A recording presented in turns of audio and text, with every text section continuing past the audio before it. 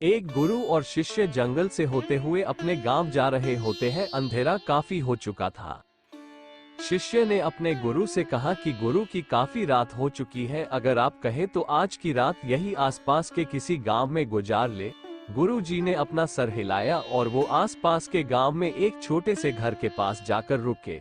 अब जैसे ही वहां गए तो गुरु जी के शिष्य ने दरवाजा ठकठकाया। उस घर से एक गरीब आदमी बाहर आया तो गुरु जी ने बोला, हम अपने गांव जा रहे थे लेकिन काफी रात होने के वजह से हमने इसी गांव में रुकने को सोचा। क्या हम आज रात आपके यहाँ रुक सकते हैं? गरीब आदमी बोला, हाँ क्यों नहीं, आप दोनों अंदर आ जाइए। अब जैसे ही गुरुजी अंदर गए उन्होंने देखा कि उस आदमी के घर में बहुत ज्यादा गरीबी थी। गुरुजी ने उससे पूछा कि आप काम क्या करते हो? वह गरीब आदमी बोला कि मेरे पास बहुत सारी जमीन है। तो गुरुजी ने बोला, अगर तुम्हारे पास बहुत सारी जमीन है तो इस तरह से क्यों रह रहे हो? वह आदमी बोला, ये किसी काम की नहीं है। गांव वाले बोलते हैं कि ये बंजर जमीन है, यहाँ पर कुछ भी नहीं उगाई जा सकती है और वहाँ फसल उगाना बहुत बड़ी बेवकूफी है। गुरुजी ने बोला कि तुम्हारा गुजारा कैसे होता है? उसने बोला कि मेरे पास एक भैंस है जिससे मेरा पूरा घर चलता है। ये सुनने के बाद गुरुजी सो जाते हैं और रात में जब सब लोग सो रहे होते हैं तब गुरुजी अपने शिष्य को उठाते हैं और उस गरीब आदमी की भैंस लेकर अपने गांव चले जाते हैं। शिष्य अपने गुरु से पूछता है कि गुरुजी कहीं आप ये गलत तो नहीं कर रहे हैं? उस गरीब आदमी की रोजी रोटी इसी भैंस की वजह से चलती है। तो गुरुजी अपने शिष्य की तरफ देखते हैं और मुस्कुराते हुए आगे बढ़ जाते हैं।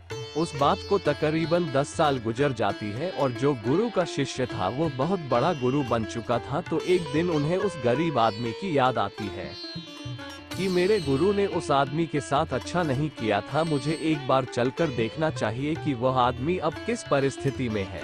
वह शिष्य उस गांव की तरफ जाता है और वहां जैसे ही पहुंचता है तो वह देखता है कि जहां पर उस गरीब आदमी का झोपड़ा था वहां पर एक बड़ा ही आलीशान महल बन चुका था और उस झोपड़ी के बाहर जो बंजर जमीन थी उस पर फल और फूलों के बगीचे थे।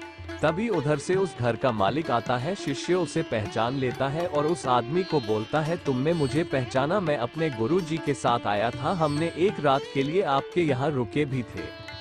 वह आदमी उसे पहचान लेता है और बोलता है कि उस रात में आप कहाँ चले गए थे? और उस रात के बाद ही मेरी भैंस कहीं चली गई थी, मेरे पास कोई रास्ता नहीं था, तो मैंने अपने जमीन पर मेहनत की और फसल निकल आई और आज मैं इस गांव का सबसे बड़ा और सबसे अमीर आदमी बन चुका हूँ। ये सुनने के बाद शिष्य की आंखों में अपने गुरु जी के लिए आंसू आ गए और उसे ये बात अब समझ आई और वो रोने लगा। इस कहानी से हमें ये सीख मिलती है कि हमारे अंदर ऐसी बहुत सी टैलेंट छुपी हुई है, लेकिन हमें कोई ना कोई चीज रुका कर रखी है। वो आपके फैमिली वाले भी हो सकते हैं, आपको जॉब भी हो सकती है, कुछ और भी हो सकता है। देखिए, आपके पास भी तो भैंस की जैसी कोई दूसरी चीज तो नहीं है जिसने आपको आगे बढ़ने से रोक कर रखा है।